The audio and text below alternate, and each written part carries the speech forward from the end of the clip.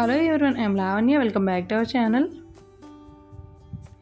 ఈ వీడియోలో simple and tasty quick lunch box recipe పుదీనా రైస్ ఎలా చేయాలో చూద్దాం.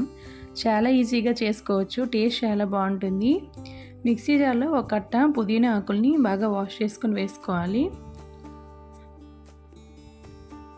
గుప్పెడంతా కొత్తిమీర, ఒక 3 వెల్లుల్లి రెబ్బలు, 1 ఇంచు అల్లం ముక్క, ఒక 4 పచ్చిమిర్చి, కొంచెం చింతపండు, 1 spoon salt, 4 table spoons water వేసుకోవాలి. మూత పెట్టి మెత్తని పేస్ట్లా గ్రైండ్ చేసుకోవాలి.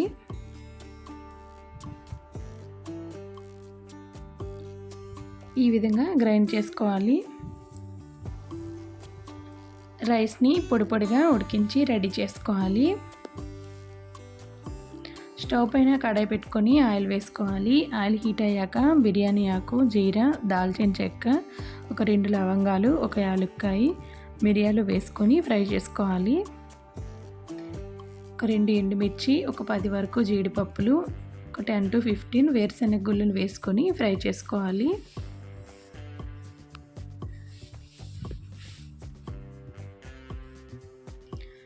ఈ ఫ్రై అయ్యాక దీనిలో పొడవుగా కట్ చేసుకున్న ఆనియన్స్ వేసుకొని ఫ్రై చేసుకోవాలి. ఆనియన్స్ ఫ్రై అవుతుండగా కరివేపాకుని వేసుకొని కరివేపాకుని ఫ్రై చేసుకోవాలి.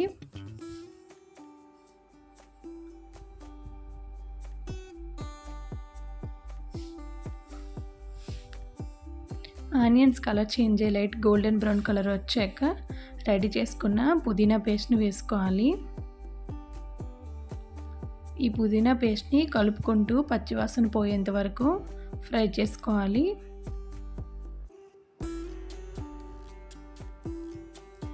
దీనిలో 1 స్పూన్ సాల్ట్, 1/2 టేబుల్ స్పూన్ పసుపు వేసుకొని బాగా కలుపుకుంటూ దీన్ని ఆయిల్ అంతా సపరేట్ అయ్యేంత వరకు ఫ్రై చేసుకోవాలి.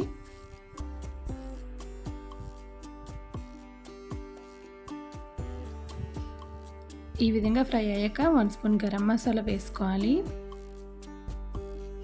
గరం మసాలాను వేసుకొని ఒకసారి అంతా కలిసే విధంగా కలుపుకోవాలి. కలుపుకొని ఉడికించుకున్న రైస్ని దీనిలో వేసుకోవాలి.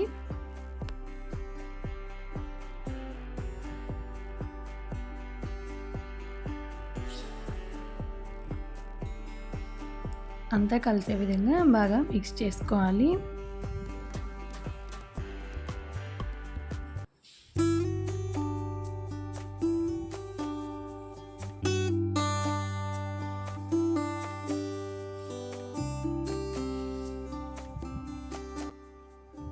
చాలా సింపుల్గా చేసుకోవచ్చు, టేస్ట్ అయితే చాలా బాగుంటుంది.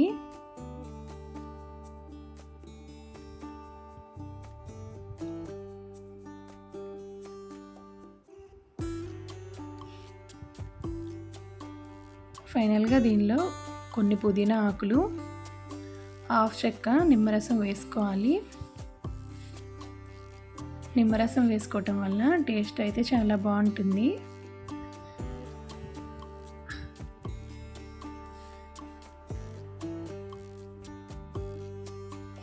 ఒకసారి అంతా కలిసే విధంగా మిక్స్ చేసుకోవాలి.